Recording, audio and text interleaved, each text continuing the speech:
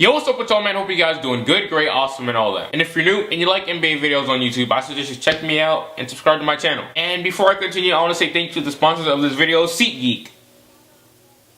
I'm just kidding. I'm still irrelevant on YouTube, so let's get into the video.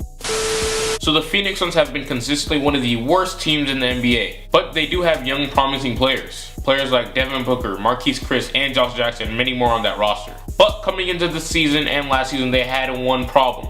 Eric Bledsoe. In my opinion, Eric Bledsoe has been the best player on the Suns for a few seasons now. But Eric Bledsoe is in his prime and he's ready to win and contend now. And the Suns are far from that. And recently the Suns have been getting blown by 40, and that's definitely not helping out the situation. You know what I'm saying? That's tough.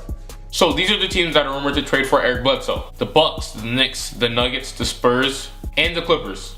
I just want to automatically rule out the Spurs because the Spurs don't have many assets to trade. Tony Parker is definitely not being traded, and Kawhi Leonard is definitely not being moved either. And the only real piece that the Spurs have to move is Danny Green, and the Suns don't want no Danny Green. For right now, the Suns are looking for young players and draft picks for Eric Bledsoe, and the Knicks fit that mold. Now, personally, I don't understand why the Knicks would do that. That means they've already given up in their draft pick in Frank Ntilikina and also Willie Hernangomez. But the Knicks have what the Suns are looking for. Next team is the Milwaukee Bucks. Now, in my opinion, this would easily make the Bucks the second best team in the East, right behind the Cleveland Cavaliers. Now, it's rumored that the Bucks have already offered them Thon Maker, Greg Monroe, and a protected pick. But if I'm the Bucks, I'm not sure if I want to let go of Thon Maker. He has a lot of defensive promise, and his offense is slowly getting there. So personally, I don't believe the Bucks should make this trade if they're including someone like Thon Maker. Instead, I'd rather see someone like Malcolm Brogdon packaged along with Greg Monroe. But on to the next team, the Denver Nuggets. Due to Kenneth Faried expressing his unhappiness and the Nuggets not figuring out their point guard position so far, this would really make sense. Kenneth Faried is a good defensive player who can help aid some of the Phoenix Suns' problems, and I feel like the Denver Nuggets would try to give up someone like Emmanuel Mudiay.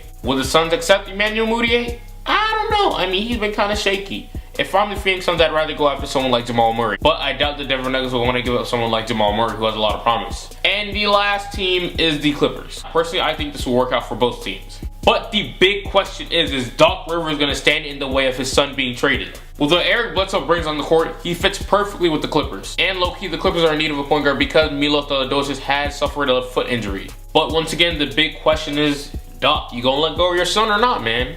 For the better of your team? But it is what it is. Let me know what you guys think this is in the video, and I'll get right with you. Hey, boy, give me a like. Don't forget, and I'll get right with you. This is Mojo 99. Why you got that Rubik's Cube? I don't really know. I just said it here for the two. Ah, fast! Whoa! Let me try again.